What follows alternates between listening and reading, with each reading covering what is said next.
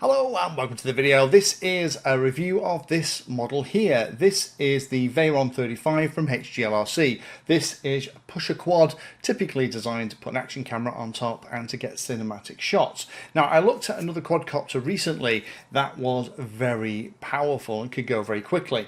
Possibly a little bit too powerful for the kind of way that I tend to fly for my cinematic stuff. I like it a little bit slower, a little bit smoother. And that lower power and more efficiency usually results in a slightly longer flight time. So I was interested to get this one in. I'm a fan of HGLRC quads. So this is my kind of overview and review of this. Now, standard stuff, unboxing, Betaflight setups, flying footage, summary. I'll put links down below if you want to jump to it, and also links down below for the dump and diff of this. This is really nicely set up, and if you're looking for a model like this and you're not bothered about super duper levels of power and a little bit longer flight times, this is a good choice. So let me show you how this thing comes in the box and go through some more of the specs. The thing I do like about HGLRC is they have appointed CycloneFPV.com as a repair center, which is great for those of you that are living in America. Personally, I would also like them to appoint somebody here in Europe so that if we do have a problem, then it's easier to get it fixed. Again, this is the Veyron35 CR. I've got the 4S version. It is available in 4S and 6S, digital and analog too. So let me give you the specs of this 4S analog version. So again, this is the Veyron35 CR pusher frame. Wheelbase on this is about 155 millimeters. Size is 131 by about 131 millimeters. The flight controller in this is an all-in-one 3 to 6S flight controller. It is a Zeus F722 all-in-one. Let me just show you these. These are what the props are, and you also have these foam bits that go around the outside. I'll show you how they fit on in a minute. The VTX in here is the Zeus Nano 350 milliwatt VTX. Really love that. I have it in lots of different models here, and the camera at the front is a Cadix Rattle 2 FPV camera. The motors on here are Aeolus, I think that's how you say it, 2105.5 motors. They're 3600 kV on the 4S model, which is what I have here. They're 2800 kV on the 6S model, and the recommended blades are the 3.5-inch version.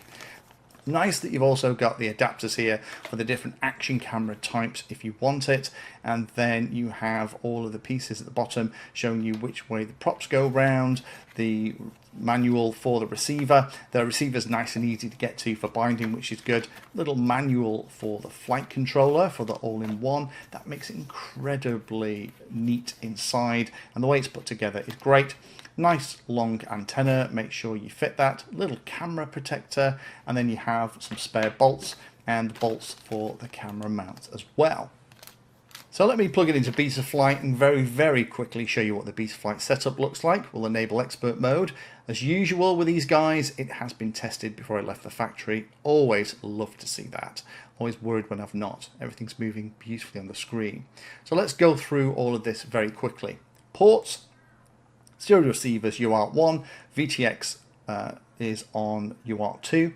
Configuration, motor directions reversed, D-Shot 600, which is very nice. We scroll down a little bit. 8K gyro, 4K PID loop frequency. This is an F7 base flight controller, so that's hardly touching anything. Air mode isn't turned on all the time by default, be aware of that. And the D-Shot beacon is set up. There isn't any other beeper in here, lost model alarm, so be aware. Power and battery looks like that. Failsafe is set to drop. PID tuning is really nice on this. It is incredibly smooth and easy to fly well to get the kind of cinematic footage. Again, dump and diff are down below if you're interested. Modes will need a quick visit. There's not an awful lot set up in here, so I would come in and set it up to how you want. And the other one that I'd recommend that you visit is the on-screen display tab. The OSD tab, of course, is the one that everyone has their own particular preferences about, and the default layout, although it isn't bad, isn't exactly how I have it. So let's talk about flying. There is absolutely no surprises here at all. It does everything that you would expect a quad of this class to do. The flying is incredibly calm and controlled, perfect for filming. The way that everything is tuned and set up and the rates are defined make it very comfortable and very easy to fly, and it almost feels like it's trying to fight you in a couple of times to fly it like you stole it. This isn't really a quad for that. It's absolutely designed for the cinematic way of flying. Now, on this particular flight, I'm using my 2200 long range pack. It's a 45C battery, and you can see here that it's flying at about 29-30% throttle and pulling about 20 amps, but that amp draw is dropping the voltage on this longer range pack. So unfortunately, I was hoping I'd be able to use these long range packs, but although it will fly for about 7.5-8 minutes tops on this 2200 4S battery, it's going to complain an awful lot of the time that you're really putting the battery under a lot of stress. It doesn't like even the 20 amps that this thing's pulling out of it.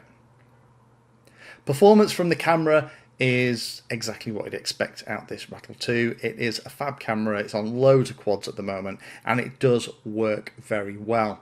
And it's just incredible fun to fly. There's absolutely no drama about it at all. It just works and flies incredibly well.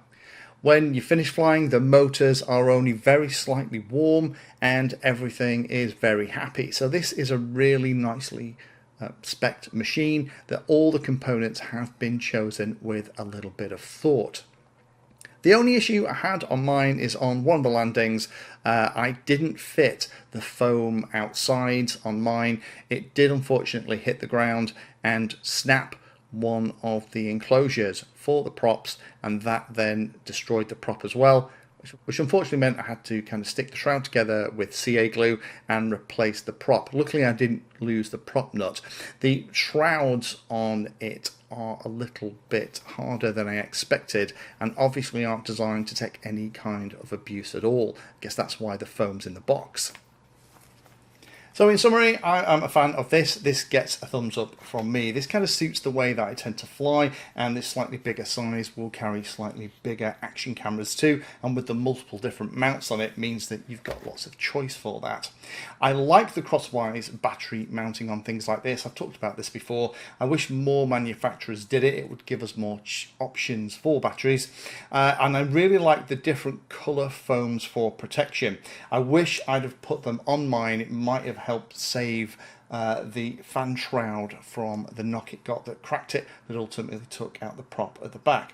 I like the fact they're different colours, which means that if you are going to be flying a little bit line of sight, it can help with orientation. Although to be honest, I'd imagine most pilots are going to be flying this around FPV with an action camera on top.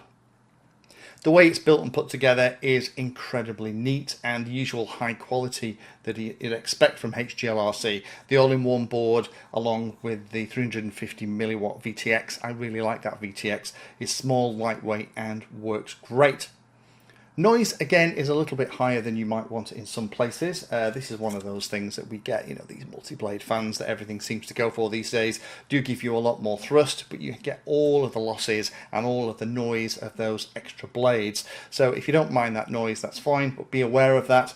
If you're flying this in a park environment, everyone's going to know around you that you've got a quad in the air. For me, the power and balance on this, like I said at the beginning, is a much better balance for me. It still has tons of power, hovering about 29-30% throttle and pulling about 20 amps, 10 less than the last class of this model that I looked at. Gives you slightly longer flight times, and you don't have the same temptation to just bust out the really fast flying. Betaflight setup is absolutely lovely. Again, diff and dump files are down below. Really nice setup and nice tune. Everything is buttery smooth. It's very easy to fly this smoothly to get that really nice footage if you're using a camera that doesn't have lots of stabilization inside. Only a couple of points here. I'm kind of getting a little bit nitpicky. Not a big fan of just using double-sided tape to put the foam pads on, although that kind of makes them removable. Any moisture is going to interfere with that bond, and you don't want anything coming loose near the props that's going to cause you a problem. I'm personally not a massive fan of the little nuts that hold these props on. I am lucky I didn't lose the nut when I lost a prop, but it just feels like a very small amount of metal to hold the prop in place. I guess the benefit here is that the prop is actually pushing up into the motor rather than trying to fly off it, so maybe that's why you can get away with these ones. To me, it just looks very small. Because it is quite a flat quad, you are going to have something that's pretty flat to have it sat on to take off. Any blades of grass or anything in the field are going to stick through the blades. So you need to have something flat. I actually take it off from my box that I take my goggles and radio to, but when it lands, as soon as it lands, if there's any kind of grass or gravel or anything, it's just going to get caught in the props and act like a little lawnmower. And for me, I wasn't impressed with the fact that I have, even with my relatively gentle style of flying, did manage to break a shroud on this that took out a prop.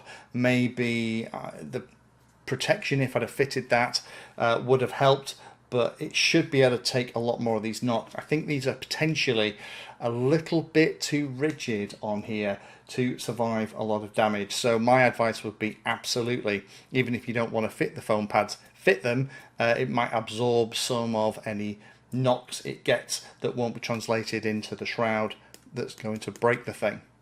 For me, this is more of what I wanted for a Cinequad in this size in terms of the power, weight, endurance ratio. It is a really easy one to fly smoothly and has loads of room for your action camera. Again, as I said in the flying footage, personally, I don't think you can get away with the kind of endurance level quads like the Tattoo 2200s. That just pulls the voltage down too far. So if you're going to get a battery on this, I would still go for a nice high C battery, and that will make sure that you can fly right to the end of the battery's capacity.